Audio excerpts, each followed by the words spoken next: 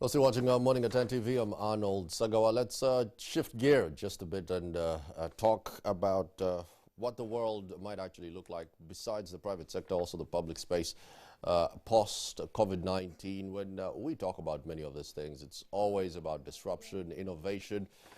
Many questions now should be geared around a post COVID-19 recovery world. And to just help us unpack this particular conversation, I do have CK, a man with the fanciest name in town, Japhet Kawanguzi, who is team leader at the Innovation Village. Also joining us via Skype in just a few will be Rosa, apologies, on Zoom, is Rosa Malango, who is the UN resident coordinator. Let me start with you, CK. Thanks again for making time to speak to us. Thank you for having me. Excited to be here. Always. Let's talk about the Innovation Village. Yeah. Tell me how has COVID repositioned what the Innovation Village actually stands for? Interesting question, because before COVID, we had about 300 young people walking into our doors every day with aspirations of starting up a business, aspirations of building something that matters, of building the next big business as we know it. But of course, with COVID, we all had to go home, wash our hands, stay safe, and try to reimagine what the world would look like. But above all, I think when we work with entrepreneurs, we say we love to solve our most pressing challenges using technology. So we were presented with no bigger challenge, of course, than COVID-19. And we launched a COVID Innovation Challenge with our partners, and we got over 100 submissions of entrepreneurs who are solving problems that have resulted as a result, of COVID. So for us, it's been a difficult period, but then excited and encouraged by the rise of entrepreneurship, young people who are now building solutions to tap into the opportunities despite everything that's going wrong. CK, just hold that there. Let's bring in Rosa Malango, who's the UN resident coordinator. Rosa, thanks again for making time to speak to us this particular morning. Earlier on, CK has just hinted on that particular issue of a COVID world that we are now grappling with, and what this means for a place like the Innovation Village and young entrepreneurs, people with all these great ideas. Give me a sense of what the space is like, at least for the UN. COVID-19, already a country like Uganda was struggling with meeting the SDG goals. This, for me, I would argue, is even a bigger influenza than the COVID that we have seen in terms of a Uganda out there trying to achieve its SDG goals. Well, thank you very much. Good morning for having me. For the United Nations in Uganda, COVID-19 has demonstrated it's actually even more important to make sure that we work across the whole of government, whole of society, and with the private sector to achieve the Sustainable Development Goals. What the COVID-19 has demonstrated has been some of the gaps in the response that were there before COVID. It has highlighted some of the inequalities, but it's also highlighted some of the risks for some of the emerging capacities that this country has. So we did a socioeconomic impact analysis, and we realized that manufacturing, the service sector, even tourism have been sectors that have been affected severely. And this is where most of your youth and your women are. So then the question becomes, how can you work with the country to find new approaches, new economic models, and new jobs? And this is where spaces like the Innovation Hub come in very importantly, because they give us space for the youth to figure out how to come up with solutions that can be recognized and can become part of the new economic model that Uganda is developing. Right, Rosa, thanks for that. CK, I like that. I get the sense that you and Rosa actually have a synergy going on. Just listening to her speak. If we're to go with the just basic synergy and just understanding that it's not necessarily about each and everyone having their own innovation hub, because just the other day I heard the government was also trying to push out something. Is this a time that we need a popularity contest in terms of innovation hubs? Or is it time for us to just reaffirm, let's say, what CK has going, pump as much money CK's way. If CK's thing is working, why do we need 50 others? Or am I getting it wrong? Do we need to just scatter as many as we can across the country from Kitgum to Chenjojo? That sounds like a trick question. But I think if you look at the number of hubs in Uganda, we probably have about 20. If you look at the number of innovation hubs in Kenya, they probably have about 80. So the case for innovation will never cease. Youngest population in the world, and very entrepreneurial at that. So what keeps me up at night is not rather the number of hubs, but the number of sustainable initiatives that unlock the potential that young entrepreneurs have. We've worked with the UN and UNDP, UNCDF around innovation.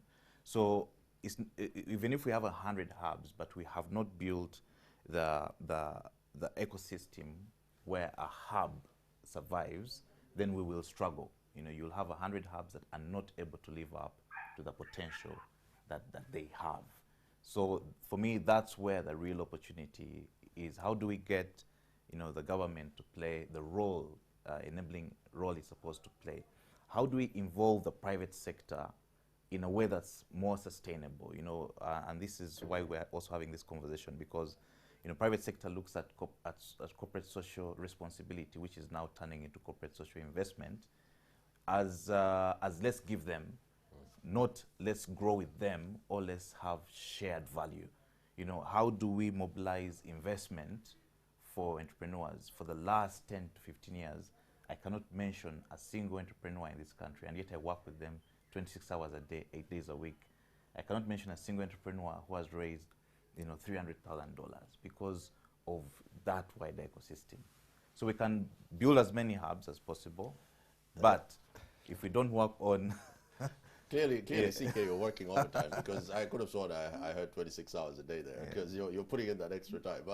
Rosa, let's bring you back in here.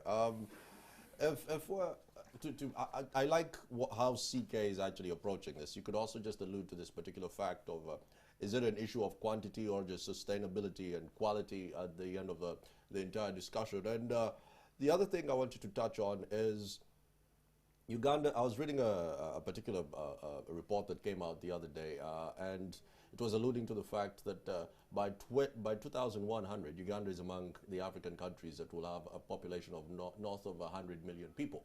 Of course, Nigeria, a surprising country, is actually Niger. Being cognizant of what innovation stands for in a futuristic and a disruptive world that we are synonymous with right now, give me a sense of the human capital and the youth dividend that a country like Uganda is about to realize in maybe the next 70 years, and what the UN has plans. Do you have any plans for a country like Uganda in that particular space? And I say this because the likes of the UN CDF, yes, they're great initiatives, but let's face it, chances are an 18-year-old is going to find it easier to walk into CK's office and say, I got this idea, as opposed to walking into the UN CDF. That's just the honest truth. Sorry, first of all, for your colleagues in studio, there's a lot of echo in there, so I was having a little bit of trouble hearing you. But if I understand right, you're trying to get from me how, as the UN system, we want to engage with Uganda to make sense of this space that's created by COVID and for the youth. So let me start off by sharing a few numbers, and I really want to thank CJ for making reference to Uganda's population. So this is Uganda for us. So Uganda is the second youngest member state that we have in the world out of 193. You're number 2. You have about, I think, being 75, 78% of your population below the age of 30. You're a land-linked country. We have a lot of natural resources. You have a very clear and ambitious plan of becoming middle income to 2040, and you have a transformational National Development Plan 3 that was recently adopted. Um, from the UN, looking at what the possibilities and capabilities are, it has warranted the involvement of 31 UN agencies. A few years ago, there used to be 18 agencies working on Uganda. We are now 31 because we're evolving with the country to be able to respond to the needs.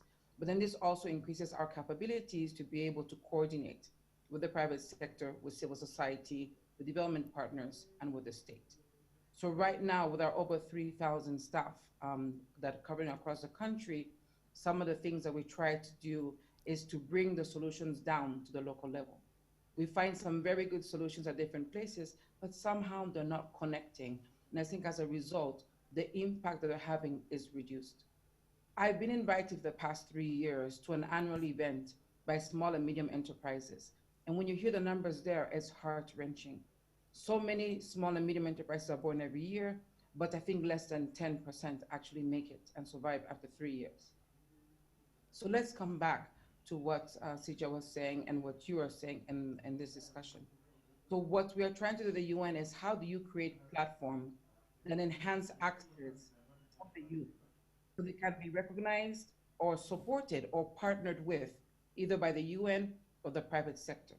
So this year in February, I had a sit down with 21 youth who had won a UN competition last year. And they asked me for the opportunity to mobilize youth across the country to share their solutions, kind of like a database, so that if any other partner wanted to choose, they can do it from there. And that is how we created the www.ugandayouthsolutions.com with the National Secretariat for SDGs. So you now have a database, a converging point to be able to look at who can benefit from which innovation hub, who can benefit from which facility, who can benefit from which training, and we can track their progress as they go forward. All right, many thanks for that, Rosa. CK, let's touch on, she's mentioned a lot of things. I love the idea of the database, Rosa, definitely. If we can just, I think, just synergize again and just share so many ideas, regardless of borders and all these constraints. Give me a sense of, okay, we started at the CEO summit and what that could actually help to achieve. Give me a sense of what a summit like that actually does help to achieve, yes, but also sizzle into the youth. Because for me, like what Rosa, that stat that she's given us, we are the second youngest member state, and the UN has got a lot of members, let's be honest. So yes, you could have all these fancy CEOs sitting having coffee and tea and biscuits, but is it also going to help to address the youth issue? If so, how does someone like you come in who interacts with these youth on a daily? Now, that's a very wonderful question because CEO Summit has been in the market for 10 years plus. Every year they convene the top 100 captains of business, industry to come together to discuss issues around growth, the economy, and they work directly with the Ministry of Finance and Economic Development. But for a long time, the question of how do we involve the youth as an active contributor for growth, that's a question that's not on the table. And someone said, if you're not on the menu, if you're not on the table, then you're on the menu, right?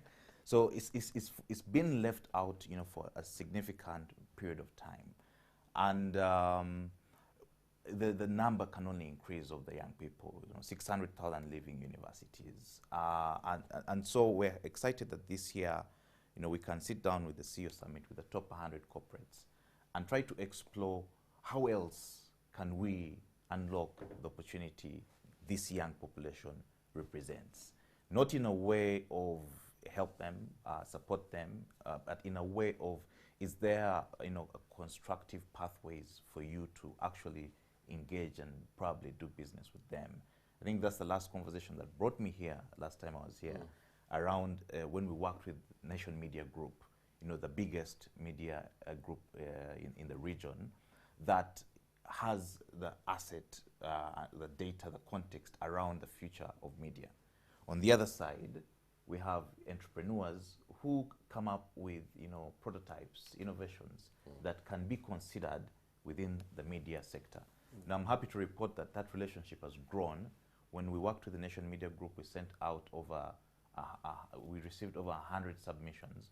The Nation Media Group is actually going to invest in about the top 4 innovations that came from that challenge. That's a way now the Nation Media Group is playing with entrepreneurs to build their potential, but also have them contribute to industry. Now, how I look at it is, if we can replicate that process across any industry, across any sector, then we are increasingly harnessing the potential young entrepreneurs have in a way that's sustainable.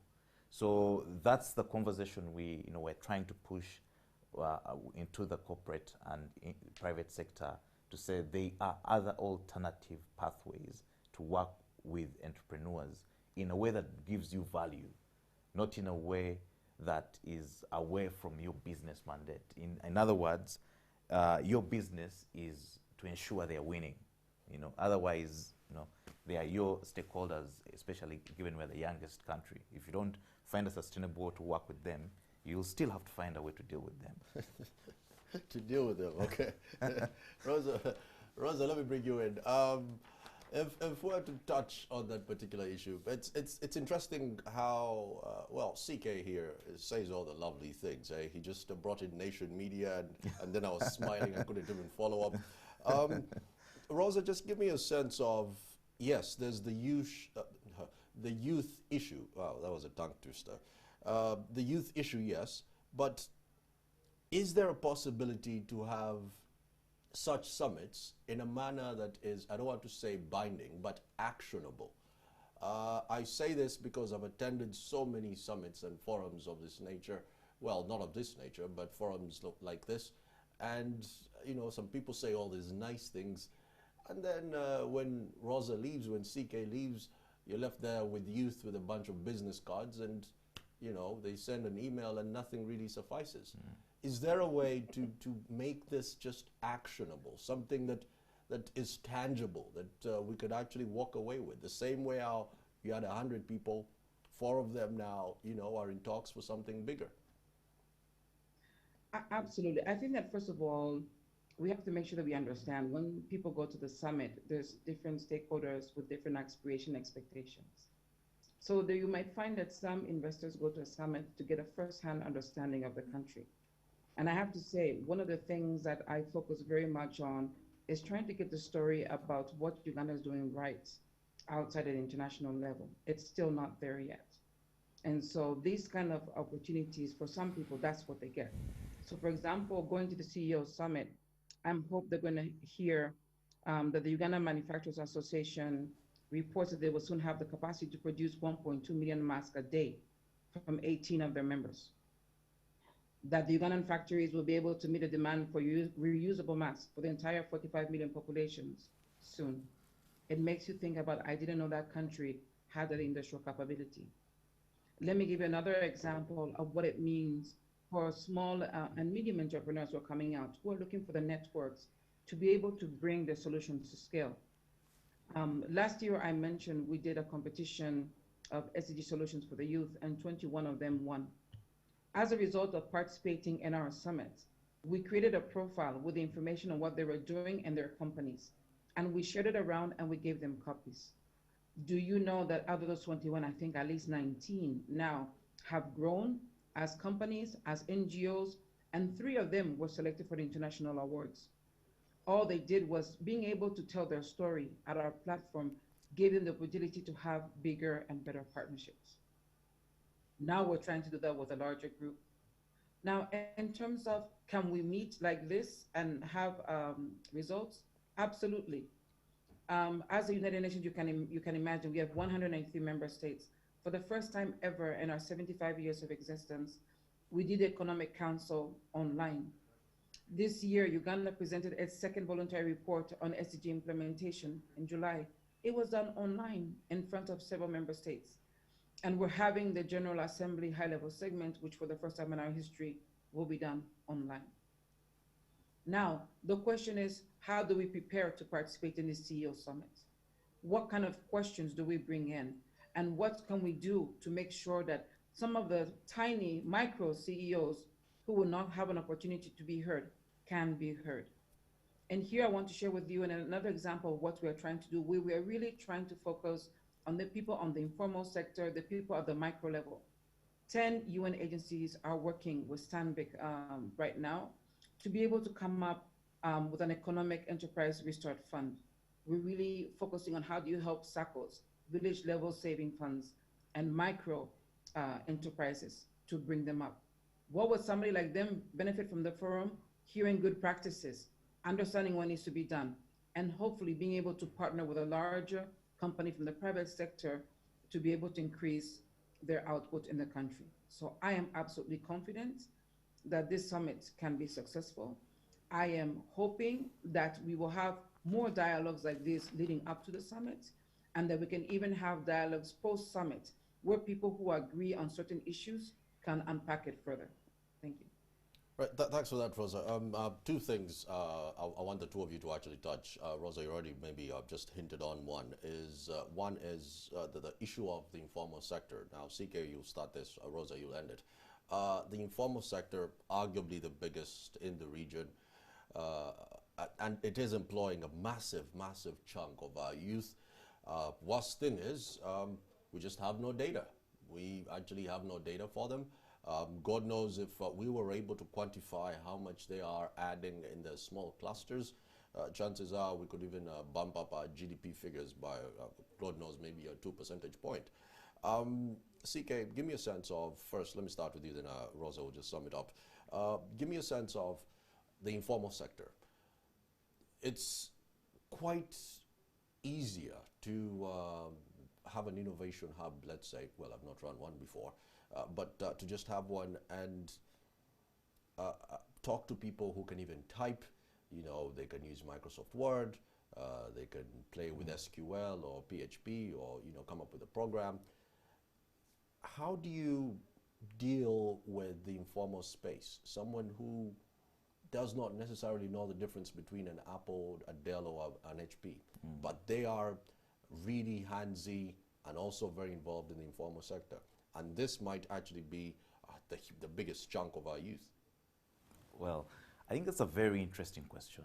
And it's a reflection of the real economy that we have to deal with and unlock. And I do concur with you that the biggest percentage of the young people that we have are in that informal sector, what I like to call a real economy.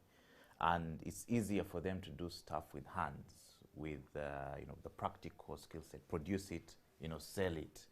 And when we looked at the part of the plans we've had in tapping into that opportunity is the Innovation Village has now grown to be in Gulu, Jinja, Mbara. But we recently spun off, working with the MasterCard Foundation, a makerspace, which is East Africa's largest makerspace. So it's right on your way to Bugolobi, but we have about 6 verticals. So we have young people in wood and metal, doing real stuff with their hands. We have young people in fabric, fashion. Is this now more like segmentation? You just keep segmenting per se? Yeah, so fabric, fashion. I'm very excited about the fashion bit because we opened in March when we're going into lockdown. But since then, we've created over 300 job opportunities for young women, and they've made over 120,000 masks, some of them for the government. So it's real, earning about 25,000 shillings a day. Then we have young people in food, in media, film, and entertainment. All together, working, together. But I think for me, unlocking opportunities in the informal sector has not been just about the space. It's been about give them access to the tools they need to play with, because they may have the skills, but they don't have the tools to use. But go further and begin to source, help them play around the value chain. For example, a young gentleman in Jinja who makes leather bags didn't have access to leather, but he can make an awesome bag. So how do you help him source the leather he needs? or the young women we worked with in Ginger who make cow horn product, but they didn't have a machine to refine their product. Right. So we've built a makerspace to look at the informal or real economy where they have access to tools, production, they can do production, and they can also sell. So we have an online and physical shop. So if you visit the shop online, you'll see products that come from across, the country, from young people within, the informal sector. And I must add that you're right, that's more exciting because it's dealing with, productivity now, money now, confidence now, skills now being put to actual use by young people, across the country. Let alone the value addition at a time where we're saying, buy Uganda, build Uganda. Rosa, let me bring you in here. CK has definitely touched on some very fascinating stuff. About 3/4 of it, I had no idea. One is, yes, you could just touch on the informal sector issue. And the other is, of this informal sector, I can easily argue that a huge chunk is actually women. Now, the UN definitely has the UN in Women Entrepreneurship Project. I remember covering a story in Rubavu on the border of Rwanda and Congo, and this cross-border trade was just being handled by women. They were doing a great job, hardly any funding coming through them, to them. Give me a sense of the UN Women in Entrepreneurship Project, how that facility is running as it stands now. How does that fizzle into the informal space? Just maybe pick up from CK. No, thank you very much. I think he was giving some very good examples. And really, I started mentioning the informal economy because, as I said, when we did the socioeconomic analysis of the impact of COVID, and we were trying to see who were those furthest left behind, it was women and youth that we saw. And we saw that there were 68% of the informal sector. So the data is there, but the thing is, what do we do with it? Are we using the data? And I don't think that we're using the data enough. Now, I want to share with you a little bit the diversity of the engagement that we have with women and youth across the country. So, for example, during the COVID lockdown, in the refugee response, the World Food Program had to shift from food to money. So they had to partner with Equity Bank to be able to give the cash through mobile money to the refugees. They actually trained some of the refugees, and many of them are young and women, to be able to be agents and be part of that. But suddenly that became an income and a livelihood. I was recently in the Southwest trying to check the UN operations out there. We have 200 staff there doing more than 40 operations. Now, what did I see? I was also doing the dialogue as part of the UN at 75, and please take the 1-minute survey at UN at 75. I saw youth who had come together in small groups doing shoes, very nice shoes, but struggling to get a market.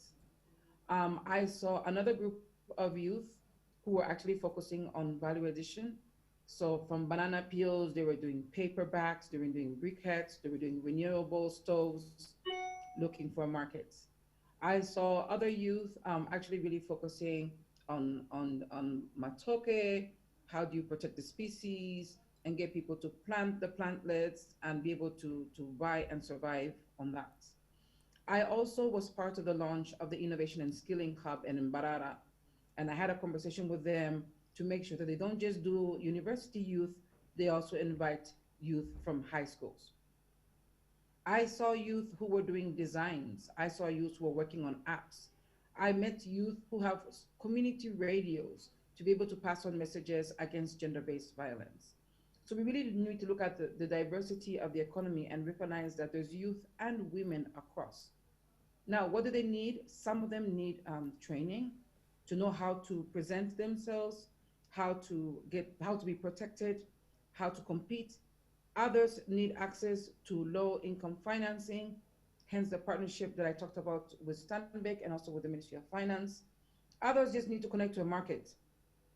I met a group of women who are farming together as a family. What they need is a connection to markets to be able to do that. So how do they connect? What is the logistics? Can we connect them to merchandise in Uganda, for example, that really connects with low-income farmers and make sure the food can be absorbed by supermarkets in the urban area? So how we can connect them, the examples are there. But once again, I don't feel we're doing it to scale. And we can do it to scale. And I'm really looking forward to the CEO Summit as an opportunity to also share some of the best practices and encourage us to invest to scale in the women and youth.